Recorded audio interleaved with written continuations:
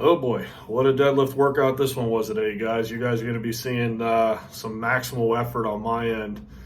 Definitely uh, good that I had some of my buddies in there and everybody else to push me and help me get through it. But all in all, fantastic deadlift workout. I haven't had two consecutive big lift workouts in a row, as in having my squat, being able to push myself, doing a 5-3-1 wave and close to like the heaviest beltless that I've ever done with that wave. And then today's 5-3-1 wave being the heaviest wave I've ever done beltless. So, I mean, the deadlift and the squat, they're both coming along, but, getting on topic here with the deadlift, it's coming along and it's coming along quite nicely. I started out with 405 and doing 50-pound increments per set. So, 405 for 5, 455 for 3, 505 for 1, and then increasing 50 pounds per wave. So how I do that is the previous set of 3 now becomes 5, the previous set of 1 now becomes 3, and you enter new territory for a big single. So moving along, doing 455 for 5, 505 for 3, 555 for 1. I do all of that hook grip. Hook grip was great. Honestly, everything was on point. My grip was really, really good.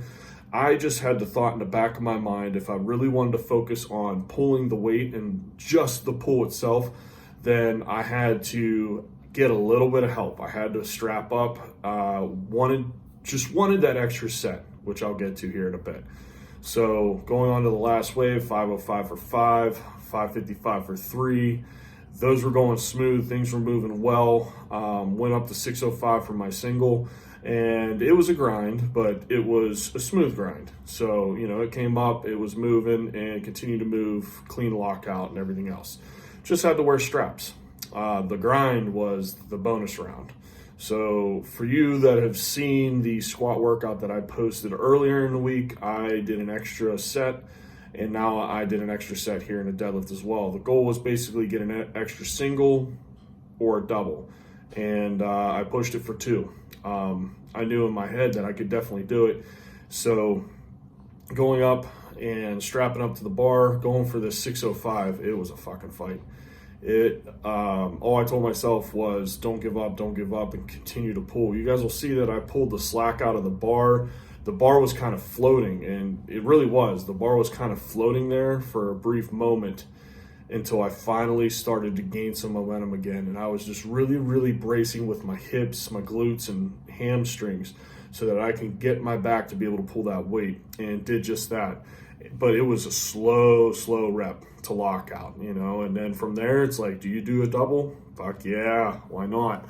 I didn't feel any pain in my lower back. If I were to analyze everything right now, my left SI joint has some slight discomfort, but it's not out of the ordinary. I'm going to be able to stretch, roll out, loosen up again later, and just get things right where they should be. Plus, I got a deep tissue massage coming up tomorrow.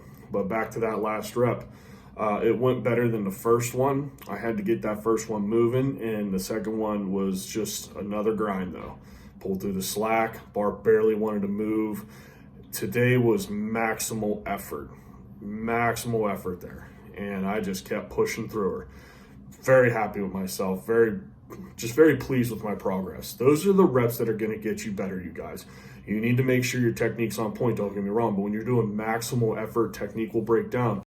I'll show you guys a breakdown of technique from the front view and stuff in a whole nother video. But, I had a little bit of technique breakdown where I was favoring my right side today. Not horrible, but, making conscious effort of it. My training partner's doing the same thing. Like, yeah, you're leaning, and they're showing me the videos. And it's like, yes, you're right. But, their lifting advice for that last set was just fucking go for it. Okay? Let your body react. So we do all the good quality reps at low weight, stuff that we can manage, and continue to just practice good habits. And from there, hopefully it carries over, and it did. It carried over. I was in better position. I was in good position to be able to fight through those. So from there, I dropped down to do my deficit pulls. I was supposed to do 5 sets of 5. I only got the 4 sets. My glutes and hamstrings just finally pooped out. you know. So I finished the day off with 4 sets of 5. I did first 2 sets with 425, just about an inch and a half deficit. Nothing crazy. You guys will see that here. Either way, yeah, so I do that, jump up 50 pounds to 475, do 2 sets of 5 with that. The original goal was 515 or so, or 525, but I was really going to push it, and my body was just about pooped out. I pushed it to its brink today, and just, was like, it's not worth it. I already hit my successful sets, got some good drop sets in, just smacked a quick set of 50 on the glute hand machine for my abs, though. I use that machine to do sit-ups. Got my hip flexors and low abs and everything fired up. Perfect way to switch over, just like you guys see me do with those pull downs on my press days, to get some blood in some other areas. But all in all, if I were to look back and diagnose this workout, fantastic fucking workout, I couldn't have asked for a better deadlift day. This is the kind of workout that I want to be able to push myself in a healthy manner with good form and be able to reach new levels. And I'm doing just that now. So like, my body is now starting to get more working sets up into a higher weight, like the 605. Weeks prior to this, I was able to hit 605 for a set of 3, but that was it, a set. In a sense, today I kind of got my 3 reps, but it was broken down. A set of 1, then a set of 2, but I was able to get 2 sets. Why that's important? Well, here's why it's important. It's important so that your body now gets used to a workload and a volume through sets at a certain weight. Yeah, it's great to hit it for 1 set of X amount of reps or just a single, but now it's like, okay, Paul, we're going to move into the 600 range again for sets, for reps, and start to hang out more there and turn my 400 working percentage into the 500 realm and move up in that aspect. So that's what's going to be coming here in the next month or 2. And this is how I'm going to get back in there. And I think I'm going to become a much better deadlifter and much better lifter all in all. I think when I do decide I want to compete, I'm going to be able to beat personal records, and I'm going to be able to maybe make some noise out there in the powerlifting world. That's the goal. Is it going to be in 2022? Probably not. I'm probably looking at 2023 or maybe the fall of 2022. It's all how I feel. I'm looking to maybe only do a meet a year, depending on how well I do, and unless I have to hit a pre-qualifier for certain meets. But this is the direction I'm going. And I hope that video of you watching me grind out the 605 shows what the human body can do and what you can do once the body and the mind work together. That was the best lift I've had, having both in sync at the same day. And it's hard to do. I've been one day physically feeling great, mentally not. One day mentally feeling great, physically not. Today was the first time in a long time, and being able to have a squat day and a deadlift day all in the same week, do the same thing, couldn't ask for anything better. Okay, I'm sure there's a lot of factors with my rest and my workload and everything else, but you know what? I mean, besides the point, you just got to get after it. When you're feeling it, go for it. But either way, if you guys have any questions for me, obviously feel free to reach out. I want to give you guys content that you want to see, you want to listen to.